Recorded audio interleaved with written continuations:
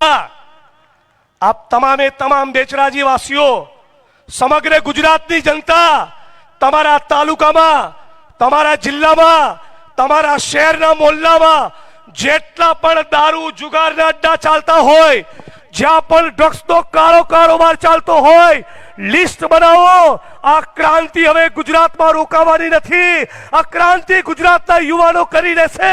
Congress party એ ગુજરાતની યુવા પેઢીને ડ્રગ્સના રવાડે ચડવા દેવાની નથી। બહુ થયું। આપણી બેન દીકરીઓ માતાઓ અનેક બહેનો આપણી ગુજરાતમાં સિંદૂર લૂંટાયા। અનેક આપણી બેન દીકરીઓ માતાઓ વિધવા થઈ। લાલજીભાઈએ કીધું કોના કારણે? ફક્ત 200-500 આઈએસ આઈપીએસ ઓફિસરોની લાંચિયા ભ્રષ્ટ વૃત્તિના કારણે। ફક્ત એક મંત્રીને કમાવું છે એટલા માટે। કાલે રાહુલજીએ ટ્વીટ કરીને કહ્યું कौन है जो गुजरात के गद्दारों को बचा रहा है। હું કહેવા માંગુ છું મારી વાણીને વિરામ આપતા પહેલા કે કુટરખાના, જુગારના અડ્ડા, દારૂના અડ્ડા અને ડ્રગ્સના કાળા કારોબારમાંથી કમાય એને ભારત ભૂમિ અને ગુજરાતનો ગદ્દાર કહેવાય। આ ગદ્દારોની સામેની લડાઈ છે। અને ગઈ એફઆઈઆર આસામમાં કરી હતી, જા આ વખતે તોડી લેજો, અરુણાચલ પ્રદેશમાં કરી લેજો। તારો દંડો, તારી ગોળી, તારા કેસ, તારી જેલ બધા માટે અમે તૈયાર છીએ। પણ એક વસ્તુ યાદ રાખી લેજો, કબીર સાહેબે કીધું છે माटी कहे कुंभार से तू क्या रोंदे मोहे, एक दिन ऐसा आएगा मैं रोंदूगी तो है। संगियो તમારા છોતરા કાઢવાનું મિશન એ શરૂ થઈ ગયું છે। જય ભીમ, જય ભારત, જય સંવિધાન। આપ તમામ લોકોને કહું છું મારી સાથે એક નારો લગાવજો। હું કહીશ લડેંગે, તમે કહેશો જીતેંગે। લડેંગે, લડેંગે, લડેંગે। इंकलाब, इंकलाब। ये धरती अपने आप की नहीं किसी के बाप की, डरो मत। खूब खूब आभार जिग्नेश भाई। હું ભાઈ ગુજરાત વિધાનસભા કોંગ્રેસ પક્ષના નેતા, પૂર્વ કેન્દ્રીય મંત્રી, અમારા સાથી માનનીય ડોક્ટર તુષારભાઈ ચૌધરી, माननीय लालजी भाई, एआईसीसी ना सेक्रेटरी माननीय सुहासिनी जी, हमारा साथी अने सरस मजानु जेने उद्दीपकनु काम कर्यु छे मूवमेंट ने आगळ लई जवानुं एवा माननीय जिग्नेश भाई, इंद्रविजयसिंह भाई, माननीय अमीबेन, माननीय पूंजाभाई, आ आयोजन करनारा जिला कांग्रेस समितिना मजबूत अध्यक्ष माननीय बलदेवजी भाई, महिला कांग्रेसना अध्यक्ष गीताबेन अने सम्मानित धारासभ्यो अमरतभाई, जिग्नेशभाई, मंचस्थ सौ आगेवानो, आप सौ મારી વાતનો જે પ્રત્યુત્તર આપ્યો આપે એનાથી ચોક્કસ પ્રમાણે આ જનાક્રોશ યાત્રા પછીનો આગળનો વિચાર આપ સૌના મનમાં ગુંજી રહ્યો છે। મહત્વની વાત એ છે કે જનાક્રોશમાં આપણે જે મુદ્દાઓ લઈને ચાલ્યા, ખેડૂતો માટેના, યુવાનો માટેના, મહિલાઓ માટેના, ભ્રષ્ટાચાર માટેના, લોકોના દુઃખ દર્દ માટેના, આરોગ્યના, શિક્ષણના મુદ્દાઓ અને સાથે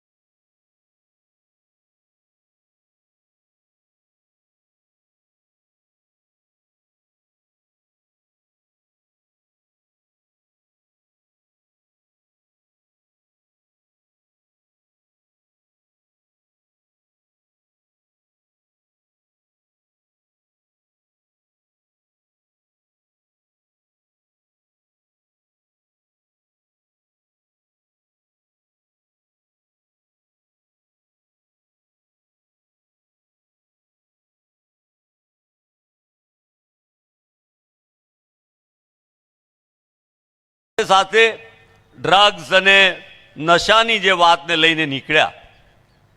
આક્રોશ તો છે, પણ એમને બદલવા માટે આપણે શું કામ કરી શકીએ? તો થોડા ઇતિહાસના લેખાજોખા કરવા પડે. આપણે આ મળ્યા, યાત્રા નીકળી, અહીંયા ભેગા થયા છીએ, પણ સમયને યાદ કરીએ કે જ્યારે આ લોકો સામે લડવાનું છે, કે જે લોકો અંગ્રેજો કરતા ભૂંડા છે.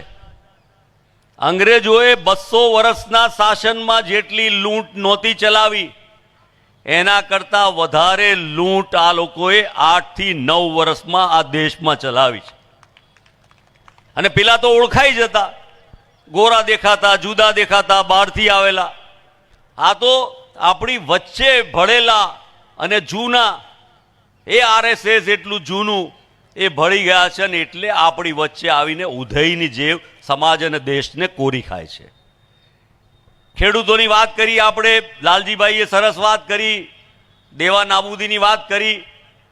એટલે એ સમય યાદ કરાવવું જરૂરી છે, કારણ કે ઇતિહાસને યાદ કરીએ તો જ આપણને આગળ જતા ફાવે.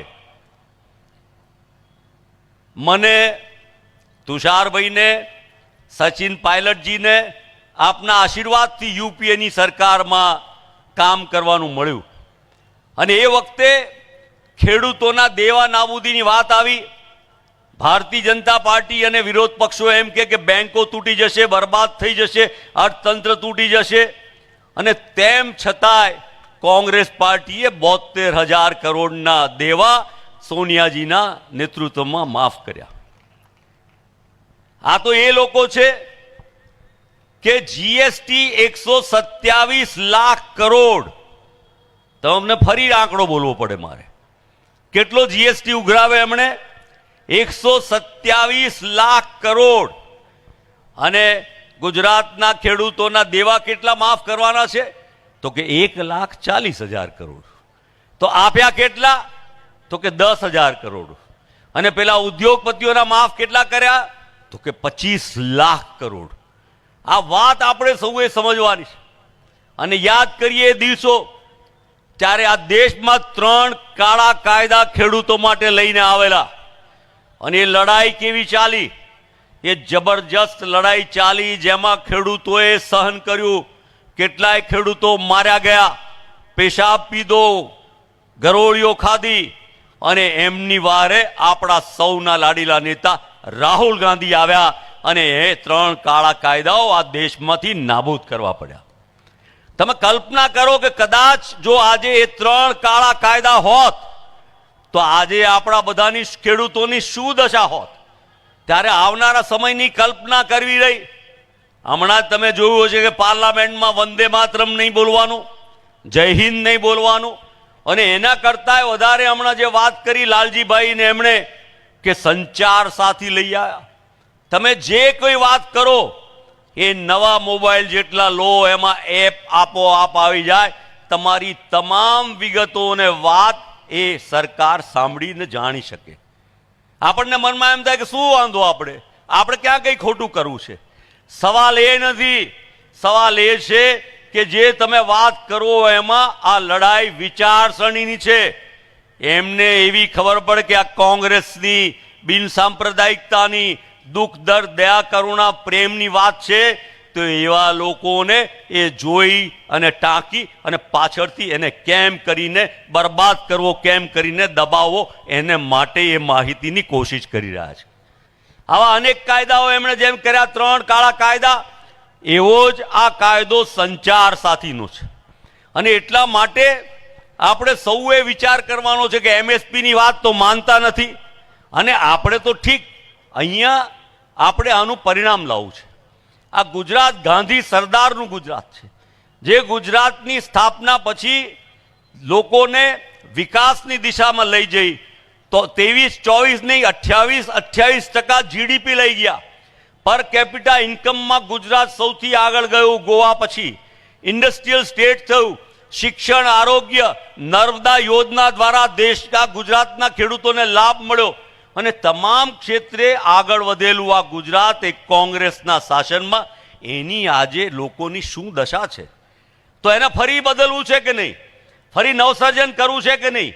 આપણે બધા એક પ્રયત્ન કર્યો, 17માં પ્રયત્ન થયો, થોડું અટકી ગયા, ટૂંકું પડ્યું અને આપણે પહોંચી ના શક્યા. પણ આવનારા 2027માં રાહુલજીએ જે ચેલેન્જ આપી છે એમને પાર્લામેન્ટમાં, એને પહોંચી વળવું હોય તો એકલે આપણી વાત, ભાષણ કે વિરોધ એકલાથી નહીં થાય. અને એટલા માટે કહું છું કે રાજકારણમાં, લોકશાહીમાં બહુમતી એ સરકાર રચે. બહુમતી લોકોને જોડવા પડે, સરવાળો કરવો પડે. અને એટલા માટે જ અનેક પરિબળો જ્યારે ગુજરાતમાં કામ કરી રહ્યા છે ત્યારે એ પરિબળોને કેવી રીતે રોકી શકાય. જિજ્ઞેશભાઈએ જે વાત ઉપાડી, કોંગ્રેસ પાર્ટીના માધ્યમ દ્વારા પોલીસવાળા હોય કે અધિકારીઓ હોય, એના કરતા એ તો ગુનેગાર છે, પણ એના કરતા મોટા ગુનેગાર કોણ છે? ડ્રગ ક્યાંથી આવે છે? તો કે પોર્ટ દ્વારા આવે છે. કયા પોર્ટ પરથી આવે છે? તો કે મુન્દ્રા પોર્ટ પરથી વધારામાં વધારે આવે છે. અને મુન્દ્રા પોર્ટનો માલિક કોણ છે? તો તમને બધાને સારામાં સારી રીતે ખબર છે. અને ત્યાં કસ્ટમ હોય, અને ત્યાં BSF હોય, એ બોર્ડર હોય, અને પછી પોલીસ હોય. એ રોકી શકે? એ આવે જ નહીં તો આ ગુજરાતમાં ક્યાંથી ફરી શકે? એના મૂળમાં જો ના રોકી શકીએ ને એ લડાઈ ના લડી શકીએ તો મને લાગે છે આ કામ કરવું વિશેષ અઘરું છે. રાહુલ ગાંધી વડાપ્રધાન હોય તો તમને લાગે છે કે કોઈ પણ ખૂણે આ દેશમાંથી ડ્રગ દાખલ થઈ શકે ખરું? એટલા માટે રાહુલ ગાંધીને લાવવાના, એટલા માટે કોંગ્રેસ પાર્ટીને લાવવાના, એટલા માટે વિચારસરણીને લાવવાની, અને એટલા માટે એક થવાનું, સંગઠિત થવાનું સાથે મળીને, અને એટલા માટે જ પરિવાર સંગમ અને ગુજરાત આપણો પરિવાર છે એ વાતને આપણે આગળ લઈ જવાની છે. ત્યારે મહત્વની વાત એ છે કે એ લોકો તો ડરાવશે, ધમકાવશે, આ બધું જ કરશે. અને આ રશિયા મોડલ પ્રમાણે કામ કરી રહ્યા છે કે લોકોનો અવાજ દબાવી દેવાની કેવી રીતે વૃત્તિ એઓ કરવા માંગે છે એને આપણે સારી રીતે જોવી જોઈએ. ત્યારે આપણી વાત એ આગળ લઈ જતા જે પ્રકારે દાદાગીરી, GST લોકોને કનરગત કરવાનું કામ કરે છે, ત્યારે બીજા લોકો, મેં હમણાં પણ વચ્ચે વાત કરી કે ગુજરાતમાં ગઈ વિધાનસભાની ચૂંટણીમાં એમને 47-48% મત મળ્યા, આપણને 27% મત મળ્યા, બીજા મત ગયા, બીજે ગયા. તો આપણે મતોનું વિભાજન થવા દેવું છે કે નથી થવા દેવું? તો આપણે એક પવનની લહેર લોકોને જોડવાનું કે જે વિચારધારા બિન સાંપ્રદાયિક છે, જે ગાંધી સરદારની છે, અને જે લોકો માનતા નથી ગાંધી સરદારને, ચાહે પંજાબ હોય કે ચાહે દિલ્હી હોય, એવા લોકોમાં જે લોકો હોય એમાંના લોકો કોઈ BJPમાંથી આવેલા તો નથી, તો એમને આપણી સાથે જોડવાનું, સાથે મળીને બેઠા ઉઠા હોય એ સરવાળો કરવાનું કામ આપણે સૌએ સાથે મળીને કરવાનું છે. અને હમણાં સરની વાત ચાલે છે, રાહુલજીએ પાર્લામેન્ટમાં પણ બરાબર કીધું. અને એ સરની વાત એટલા માટે અગત્યની છે, આપણી ગમે એટલી રેલીઓ, આપણા ગમે એટલા સરઘસો, આપણું ગમે એટલી સભાઓ, આપણા ગમે એટલા હોર્ડિંગો, ગમે એટલા ઝંડા લગાડ્યા, એ પ્રચાર પ્રસાર છે. પણ આ પહેલી વાર ભારતના ઇતિહાસમાં એવું બન્યું કે જે મતદાર રજીસ્ટર થયેલો હોય, હું તો મતદાર તરીકે રજીસ્ટર થઈ ગયો હતો ક્યારે? તો કે 1970 ને 72માં. પણ તમામ મતદારોએ ફરીથી રજીસ્ટ્રેશન કરવું પડે. આ પહેલી વાર સર દ્વારા થયું છે. એનો અર્થ છે કે કોઈ મતદાર જો ફરીથી ન નોંધાવે તો એનો મત રદ થઈ જાય. અને એ કરવાનું કારણ એટલા માટે કે એમણે કોંગ્રેસની વિચારધારાવાળા મતદારો કેમ કરીને ઓછા રજીસ્ટર થાય. જેની પાસે સમજ નથી, જે બિચારા અજ્ઞાન છે અથવા દૂર દરાજમાં રહે છે, મહેનત કરવા માટે ક્યાંક કામ કરવા જવું પડે છે, જેની પાસે સમજ અને જાગૃતિ છે અને એ સિવાય એમની પાસે કેડર છે, એ કામ કરાવી લેવાની. એમની પાસે જાત જાતના તત્વો છે, RSS, વિશ્વ હિન્દુ પરિષદ, બજરંગ દળ, એમની ભગીની સંસ્થાઓ. અને BLO આખરે માને તો કોનું માને? તો કે એમનું માને. ચૂંટણી પંચની આપણે વાત કરીએ છીએ, CBIની વાત કરીએ છીએ, ઇલેક્શન કમિશન, બધાની વાત કરીએ છીએ. તો આપણે એ બધાની સામેની આપણી આ સામૂહિક લડાઈ છે. આપણે આ દૂષણો દૂર કરવા છે. આ જન આક્રોશનું પરિવર્તન કરીને પ્રજાના હિતમાં સત્તા પરિવર્તન કરવાનું છે. તો એ જો સત્તા પરિવર્તન આપણે કરવું હોય, બેરોજગારી હટાવી હોય, ત્યારે આપણે માનીએ કે પાકિસ્તાન તો આપણો દુશ્મન છે જ, પણ એના કરતાં વિશેષ મોટો દુશ્મન તો ચાઇના પણ છે. આપણા યુવાનોની રોજગારી કોણ વધારે લઈ લે છે? રાહુલ ગાંધી વારંવાર કહે છે કે આપણે કરોડો મોબાઈલ વાપરી છે, અનેક વસ્તુઓ વાપરી છે, એ તમામ આપણા યુવાનોની રોજગારી બીજા લઈ જાય છે. અને એ ફરી લેવી હોય, આપણી પાસે લાવવી હોય તો રાહુલજીની દિશામાં આપણે ચાલી અને આપણા લોકોને એમાં એ તરફ લઈ જવા જોઈએ. હમણાં અનેક BLO એને આપઘાતના દાખલા પૂરા દેશ 12 રાજ્યોમાંથી આવ્યા. અને એટલા માટે નાટક પાછું ચૂંટણી પંચે શું કર્યું તો કે BLO અને ચૂંટણી અધિકારીઓને ડાન્સ કરતા, નાચતા, ગાતા બતાવ્યા. અરે ભલા માણસ, જ્યારે રાહુલજીએ ચૂંટણીમાં CCTV કેમેરાની માગણી કરી ત્યારે તમે એમ કીધું કે દેશની મહિલાઓને અમે ટીવી કે એના પર નહીં બતાવીએ. તો આમાં જે ચૂંટણી પંચમાં કામ કરનારી મહિલાઓ છે એને તમે શાના માટે પબ્લિક પરસેપ્શનમાં તમે દેખાડી રહ્યા છો? કહેવાનો મતલબ દંભી. પહેલા કહે કે ગોકુળિયું ગામ, હવે ગોકુળિયા ગામ તોડી અને હવે શું ચાલુ કર્યું? Smart city. પહેલા 8 કોર્પોરેશન હતા, બીજા 9 વધાર્યા. ઇન્ફ્રાસ્ટ્રક્ચર દ્વારા કરોડો અબજો રૂપિયા લોકોના ટેક્સના પૈસા લઈ જવાના, અને એના દ્વારા સામાન્ય ગરીબ વર્ગના લોકો આપણે જોઈએ છે એમના મકાન, એમના ઝૂંપડા વિકાસના નામે તોડવામાં આવે. પર્યાવરણ જે એમના કારણે બગડે. જ્યારે આપણે જોઈએ કે શહેરો મોટા થાય, અર્બનાઇઝેશન થાય એટલે સોલિડ વેસ્ટ મેનેજમેન્ટના પ્રશ્નો ઊભા થાય, પોલ્યુશનના પ્રશ્નો ઊભા થાય, ટ્રાફિકની સમસ્યાઓ જે વધે છે એ બધી વધે. તો એ તો પોતાના સ્વાર્થ, તે મુઠ્ઠીભર લોકો મૂડી વાત કરતા પણ આગળ મિનિમમ થોડા લોકોના હાથમાં એ લોકો સાખી ઇકોનોમી કરવા માંગે છે. આ ભારતીય જનતા પાર્ટીનું આ નેતૃત્વ, મેં હમણાં અમારા કાર્યક્રમ વખતે એમ કહ્યું કે ભારતીય જનતા પાર્ટીના નેતાએ કહ્યું તું 15 વર્ષને આવધે. એ વાતને પૂરી બતાવી નહીં. મારે એટલું કહેવું હતું કે શું હજુ આપણે રાહ જોવી છે? આ જે નવા અંગ્રેજો છે એને કાઢવા માટે પહેલ કરવી હોય તો રાહુલજીએ કહ્યું છે એમ ગાંધી સરદારના ગુજરાતમાંથી આપણે પહેલ કરીને એમને કાઢીશું તો જ આ દેશમાંથી ભારતીય જનતા પાર્ટી, નરેન્દ્રભાઈ મોદી અને અમિત શાહ જશે. આજનો પ્રસંગ અનેક વાત વિચાર કરવાનો છે. આપણે એમ વિચાર કરીએ, મારી માતાઓ બહેનો બેઠી છે, પૈસા સાચવીને નાખ્યા હતા, નોટબંધી કરી, શું હાલત થઈ, લગ્ન કરાવવાનું થયું, મંગળસૂત્રની વાતો કરવા માંડ્યા. છેતરામણીના કેટલા ઢગલા. કહેવું હોય તો આક્રોશ માટે અનેક વાતો છે. બાળકોની વાત કરીએ, આપણા બાળકો ક્યાં ભણે અને એમના બાળકો ક્યાં ભણે? એમના બાળકો પાસે શું હોય, કયો મોબાઈલ હોય, આપણા બાળકો પાસે શું હોય, એમની પાસે કયા વાહનો, કઈ મોટરસાઇકલ, કેવું હોય, તો એમણે બધું કરવાનું. એમના બાળકોને પરદેશમાં ભણવા જવાનું, અને તમને એમ કે તમારે મ્યુનિસિપાલિટીની શાળા હતી, ગામડાની શાળા હતી, એ પણ બંધ કરવાનો વાળો. કોંગ્રેસ પાર્ટી ભવિષ્યમાં લઈ જવાવાળી પાર્ટી છે. આ ભૂતકાળમાં લઈ જઈને વાતો કરે છે. ભૂતકાળની અનેક વાતો કરીને લોકોને દંભી, અંધશ્રદ્ધા અને છેતરપિંડીમાં લઈ જનારા લોકો છે. નહેરુએ આ દેશને એક વિઝન આપ્યું, આ દેશને પ્રગતિના પંથે લઈ ગયા. એના પછી રાજીવજી આવ્યા અને એમણે 21મી સદીનું સ્વપ્ન બનાવ્યું. અને રાહુલજી આવશે તો સૌથી પાવરફુલ ઇકોનોમિક અને વિશ્વમાં સૌથી અગ્રીમ દેશ તરીકે લઈ જાય એવું એમનું નેતૃત્વ છે.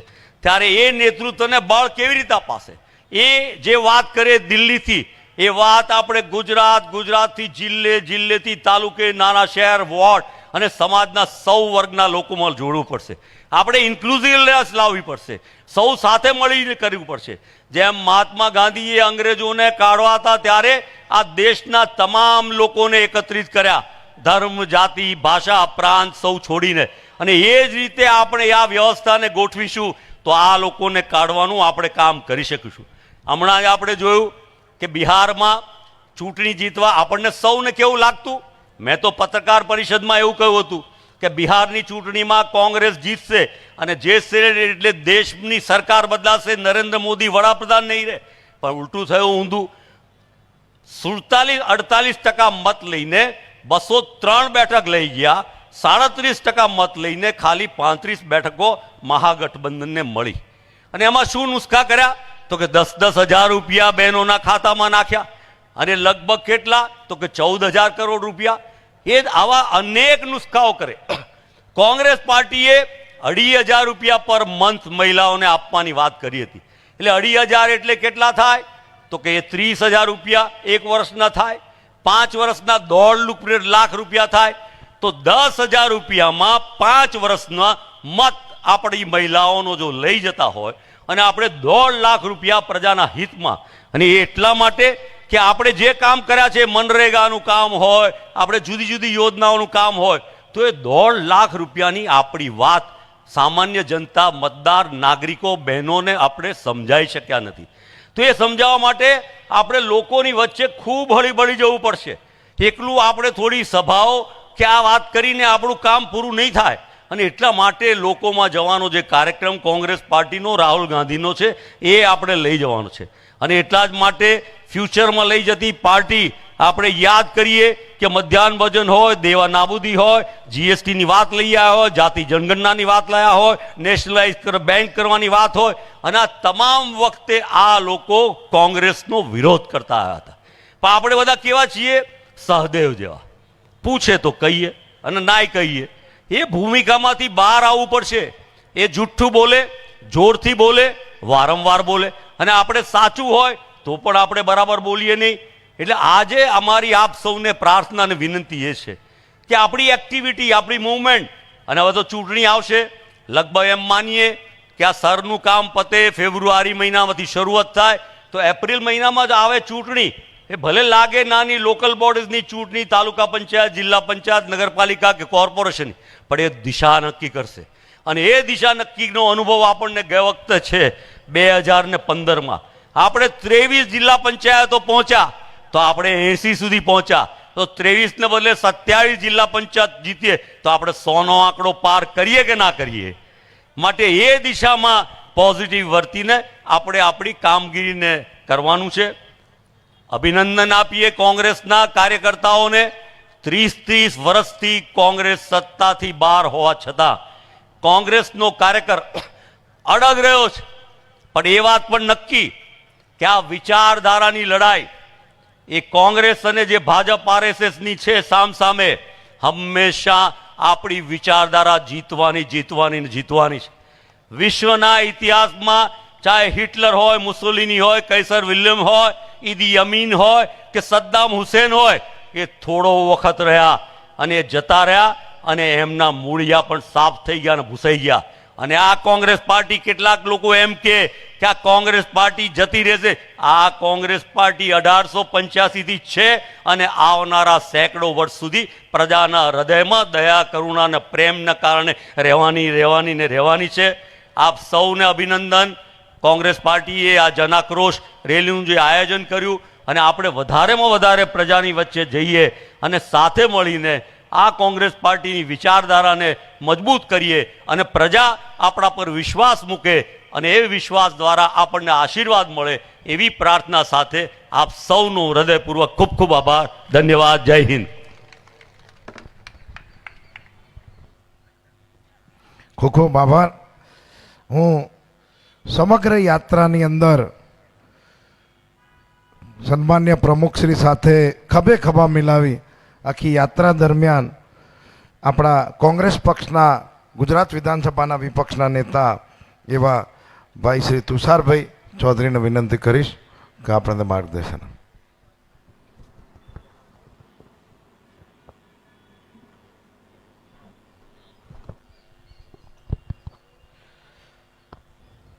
મંચસ્થ સૌ મહાનુભાવો, ઉપસ્થિત વડીલો, ભાઈઓ બહેનો, યુવા દોસ્તો, સમય ખૂબ થયો છે એટલે ટૂંકમાં મારી વાત હું રજૂ કરીશ. પણ 8 દિવસ, 1000 કિલોમીટર, 11 જિલ્લા, આ અમારી સૌરાષ્ટ્રમાં કિસાન આક્રોશ યાત્રાનો પ્રવાસ હતો. ત્યારબાદ તરત જ 21મી નવેમ્બરથી આજે 13મો દિવસ છે. 1100 કિલોમીટર મેં પૂરા કર્યા છે, અને 7 જિલ્લાનો પ્રવાસ અમે કર્યો છે. આ સમગ્ર પ્રવાસ દરમિયાન અસંખ્ય ખેડૂતોને મળવાનું થયું. ખેડૂતોના ખેતરોની મુલાકાત પણ લીધી નથી, પણ સમગ્ર ગુજરાતમાં આ લડત લઈને જઈશું, અને જ્યાં સુધી ખેડૂતોના દેવા નાબૂદ નહીં કરે ત્યાં સુધી અમે અમારી લડાઈ ચાલુ રાખીશું, એની આપ સૌને ખાતરી આપું છું. ભરતભાઈ વાત કરી, અમે સદનસીબ હતા કે હું, ભરતભાઈ, તમારા વિસ્તારમાંથી જીવાભાઈ પટેલ કોંગ્રેસના સાંસદ સભ્ય હતા. 2008માં ઐતિહાસિક 72,000 કરોડના દેવા જે નાબૂદ થયેલા એ સરકાર નામે ભાગીદાર હતા સંસદ સભ્ય તરીકે, એનું આજે પણ અમને ગૌરવ છે. પણ મને પ્રશ્ન એ થાય છે કે સરકારે 72,000 કરોડનું દેવું નાબૂદ કર્યા પછી પણ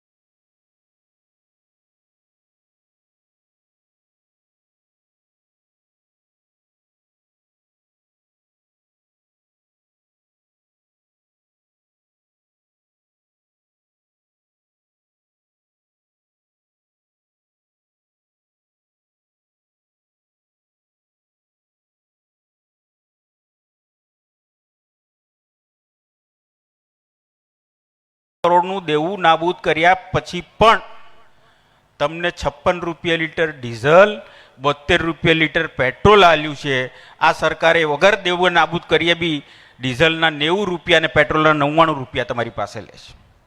એ વખતે ગેસનો બાટલો 400 રૂપિયામાં સરકાર આપતી હતી, એ આજે 1100 રૂપિયામાં સરકાર આપે છે. એ વખતે કપાસના સરકાર 1400 રૂપિયા આપતી હતી, આજે આ સરકાર 1300 રૂપિયા આપે છે. મગફળીના એ વખતે 1100 રૂપિયા આપતી હતી સરકાર કોંગ્રેસની, આ 950 રૂપિયા સરકાર આપે છે. એ વખતે સોનાનો તોલાનો ભાવ 24,000 રૂપિયા હતો, આજે સોનાના તોલાનો ભાવ 1,25,000 રૂપિયા થઈ ગયો. એ વખતે ડોલરનો ભાવ 62 રૂપિયા હતો, આજે રેકોર્ડ થઈ ગયો છે. સૌથી વધારે અત્યાર સુધીના ભારત દેશના ઇતિહાસમાં 90 રૂપિયા અને 17 પૈસા આજે ડોલરનો ભાવ પહોંચી ગયો છે. ત્યારે મને આપણા મુખ્યમંત્રી હતા, હાલ વડાપ્રધાન છે, એમની એક વાત યાદ આવે છે. એ એવું કહેતા હતા કે એ રૂપિયા નહીં ગિર રહા હૈ, પ્રધાનમંત્રી की इज्जत गिर रही है. જ્યારે 62 રૂપિયા ભાવ હતો ત્યારે એ પ્રધાનમંત્રીની ઇજ્જત ગીર રહી એવું શબ્દ બોલતા હતા. મારથી તો બોલાય નહીં એવું. પણ આજે શું થયું? તો 62 ના 90 પર પહોંચી ગયા તો તમારી કેટલી ઇજ્જત બચી, કેટલી પડી એની આપણે ચિંતા નથી કરી, પણ કેટલી ઇજ્જત બચી એ આપણે એમને પૂછવું પડે. એટલે આ સરકાર માત્ર વાતોના વડા કરનારી સરકાર છે. મારે તમને યાદ કરાવવું છે, અમરસિંહભાઈ ચૌધરી મુખ્યમંત્રી હતા, એક ઝાટકે તમારા ખેતરેથી મીટરો કાઢીને હોર્સ પાવર દીઠ વીજળી આલી હતી કે નહોતી આલી? ને અત્યાર સુધી આટલી બધી સરકારો બદલાઈ ગઈ, કોઈ મુખ્યમંત્રી કે કોઈ સરકાર તમારા ખેતરે ફરી મીટર લગાવી શક્યા છે? આજે બી એ કાયદો એવો જ ચુસ્તપણે અમલમાં થાય છે ને આજે બી હોર્સ પાવર દીઠ વીજળી આપણને મળે છે. 86, 87, 88 નો દુકાળ યાદ કરો.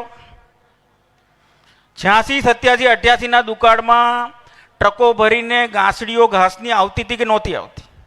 લીલી શેરડીઓ બી આવતી હતી કે નહોતી આવતી? ને ગામે ગામ ઢોરવાળા ગાય કે ભેંસને પણ દુકાળમાં મરવા દીધી નહોતી. એ કામ કોંગ્રેસની સરકારે કર્યું હતું. અને એ વખતે તમે બધા રાહત કામમાં જતા હતા. 50% અનાજ ને 50% પગાર મળતો હતો કે નહોતો મળતો? એ વખતે તમે ચોકડીઓ બનાવેલી, આજે બી કામ લાગે છે કે નથી લાગતી? એ વખતે નાના છોરાને લઈને બહેનો જતી હતી, એના માટે છાંયડાની વ્યવસ્થા, પીવાના પાણીની વ્યવસ્થા, સુખડીની વ્યવસ્થા, ગોળ ચણાની વ્યવસ્થા બી કોંગ્રેસની સરકારે કરી છે. આ વાત મારે તમને એટલા માટે કહેવું પડે છે કે અહીંયા જે પાઘડી પહેરેલા વડીલો બેઠા છે ને એમણે દુકાળ જોયો છે, પણ તમારે ઘેર જે 18 થી 40 ના કે 18 થી 50 ના છે ને એને દુકાળ જોયો બી નથી ને કોંગ્રેસ સરકારે તારે કેવું કામ કરેલું એને ખબર નથી. એટલે મારી તમને વિનંતી છે કે છોરાને કહેજો, છોરીને કહેજો કે ભાઈ એ વખતે કોંગ્રેસની સરકાર એમને જીવાડ્યા તો તારો જન્મ થયો ને તો તું આજે આ ભાજપ કરે છે એવું એને કહેવું પડશે. કારણ કે આ સરકારે કોઈ કામ નથી કર્યું, જ્યારે કોંગ્રેસની સરકારે આંખને દેખાય એવું કામ ભૂતકાળમાં કર્યું છે અને ભવિષ્યમાં બી તમે કોંગ્રેસની સરકાર લાવશો તો આનાથી બી સારા કામ કરશે એવો તમને ખાતરી આપું છું. તો આપ સૌ એકવાર ફરી કોંગ્રેસને સાથને સહકાર આપો એવી મારી આપ સૌને વિનંતી. સૌનો આભાર. જય કોંગ્રેસ. ખૂબ ખૂબ આભાર. આપણે જેની રાહ જોતા હતા સમગ્ર યાત્રાના સુકાની કેપ્ટન અને જે જન આક્રોશની યાત્રા દ્વારા સતત 13 દિવસથી તાલુકે તાલુકે ગામે ગામ લોકોના પ્રશ્નો લાગણીઓને વાચા આપવાનો પ્રયત્ન કરતા અને સાંભળતા એવા આપણે જેની રાહ જોઈએ છીએ એવા સન્માન્ય અમિતભાઈ ચાવડાનો વિનંતી કરી આપણને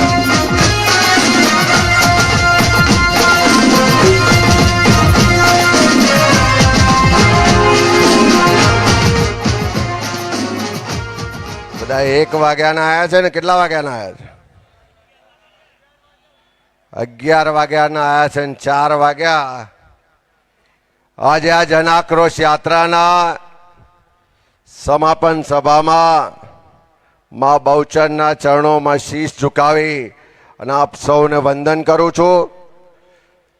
આ યાત્રા જેમ સચિનજીએ કીધું કે આજે કોઈ ચૂંટણી પણ નથી, આજે કોઈ મત પણ નથી લેવાના, આજે કોઈ સરકાર પણ બદલવાની નથી, પણ ગુજરાતની પ્રજાના જે પ્રશ્નો છે, જે તકલીફો છે, જે દર્દ છે, જે પીડા છે, જે આક્રોશ છે, એને વાચા આપવા માટે પ્રદેશ કોંગ્રેસ સમિતિ દ્વારા જન આક્રોશ યાત્રાની શરૂઆત કરવામાં આવી.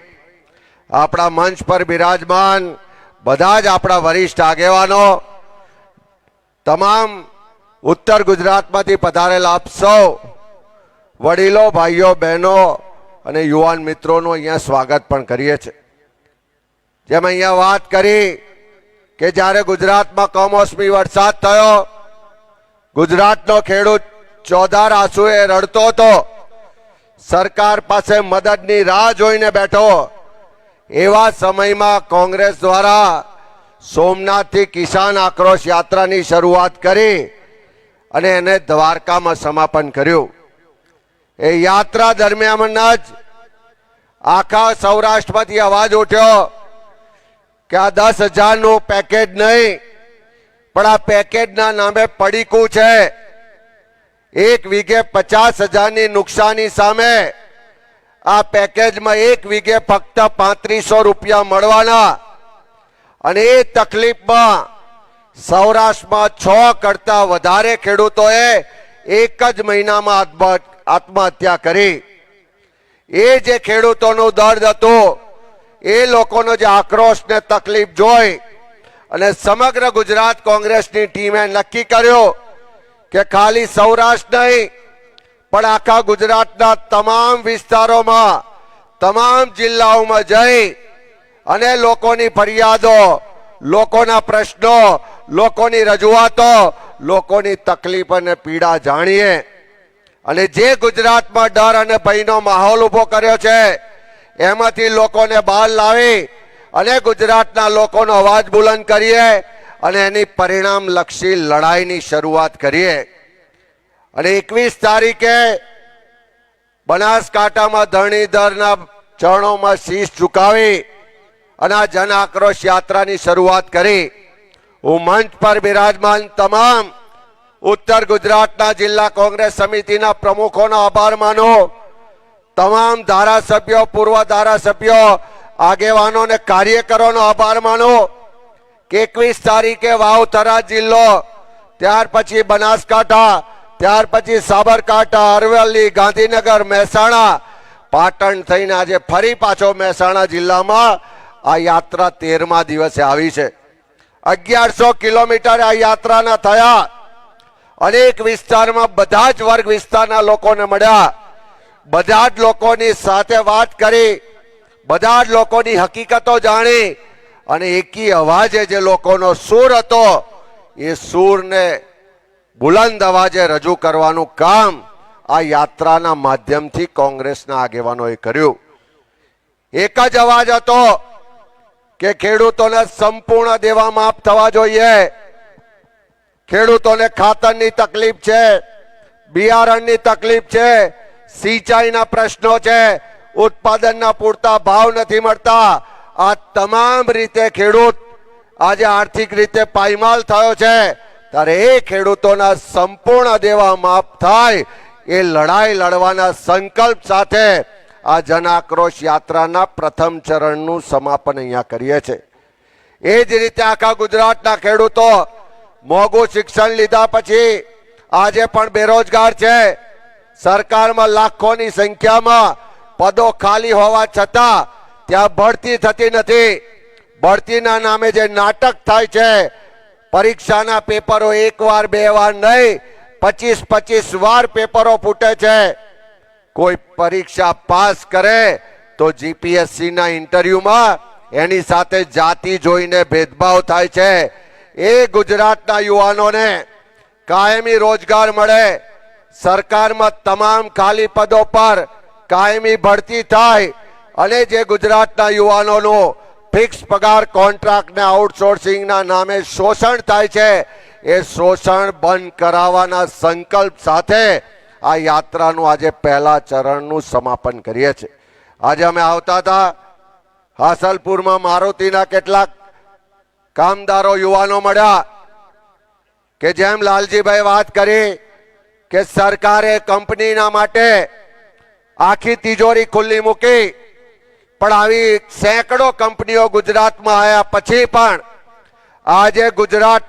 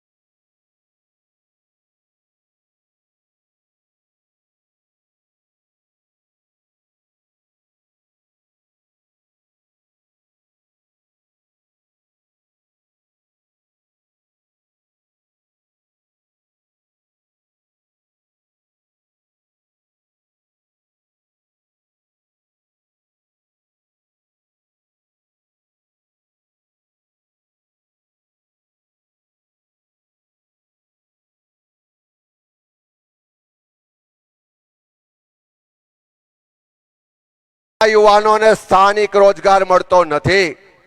એ કોંગ્રેસની સરકારો હતી, 85% સ્થાનિક રોજગાર માટે સરકારે કાયદો કરેલો છે, પણ આ કંપનીઓ એ કાયદાને ઘોડીને પી જાય છે.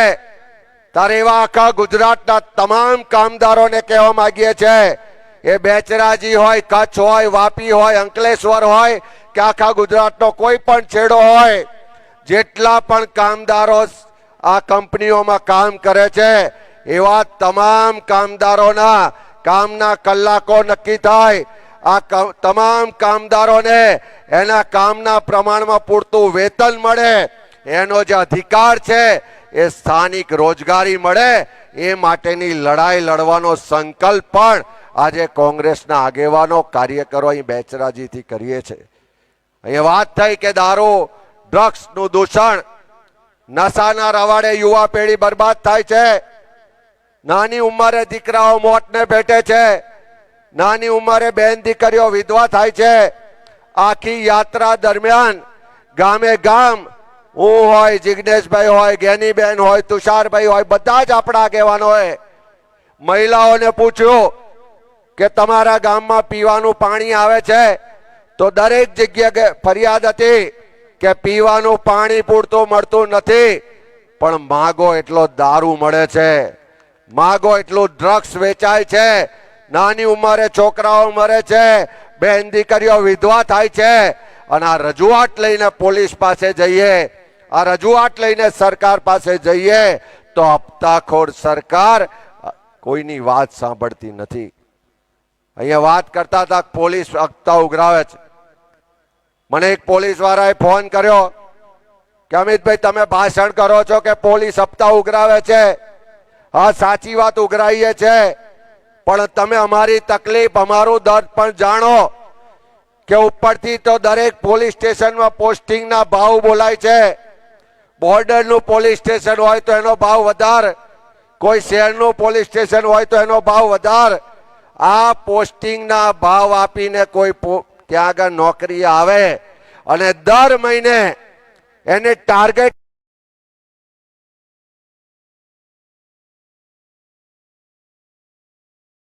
આપવામાં આવે.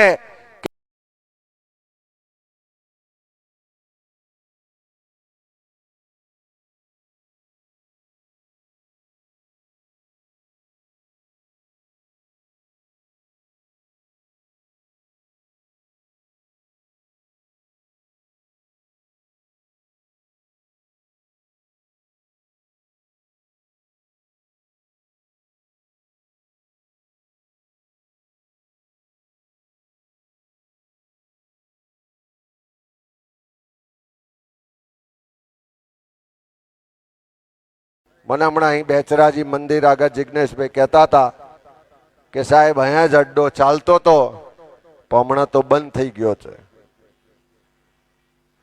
હજુ તો શરૂઆત જ થઈ છે. ધીમે ધીમે તમે જોશો તો જેમ જેમ જાગૃતિ આવશે, બહેનો લડવા માટે તૈયાર છે, રસ્તા પર ઉતરીને આંદોલન કરવા માટે તૈયાર છે. જરૂર પડે તો ગાંધીનગર વિધાનસભાનો ઘેરાવો કરવા પણ ગુજરાતની બહેનો તૈયાર છે. અમારા અહીં NSUI ના મિત્રો બેઠા છે. એમની આખી NSUI ની ટીમે નક્કી કર્યું કે નો ડ્રગ્સ આખી મૂવમેન્ટ ચલાવીશું. ગુજરાતની એક એક કોલેજમાં, એક એક શાળામાં જઈશું. આ ડ્રગ્સ દારૂથી થતું નુકસાન એના માટે જાગૃતિ લાવીશું અને આ ડ્રગ્સ સામે લડવાની લડાઈ માટે એક એક કોલેજમાં જઈને શપથ લઈને ગુજરાતના યુવાનોને આ લડાઈમાં જોડવા માટેનું આહવાન કરવાના છે. ત્યારે આ લડાઈ કોઈ એકલા લોકોની લડાઈ નથી. આ લડાઈ કોઈ કોંગ્રેસ પાર્ટીની લડાઈ નથી. આ લડાઈ કોઈ ચૂંટણીમાં મત લેવાની લડાઈ નથી, પણ આ ગુજરાતના લોકોના જે હક અધિકાર છે, આ ગુજરાતના લોકોને જો અધિકાર આ સરકાર છીનવી રહી છે. અહીંયા વાત થઈ એમ આપણા ટેક્સના પૈસાથી સરકારની તિજોરી ભરાય, આપણા ટેક્સના પૈસાથી રાજ્યના મુખ્યમંત્રીથી લઈ અમારા તુષારભાઈ ચૌધરી, અમારા વિમલભાઈ ચુડાસમા, જિગ્નેશભાઈ મેવાણી, અમરતજી ઠાકોર, અમીબેન યાજ્ઞિક, અમારા દિનેશજી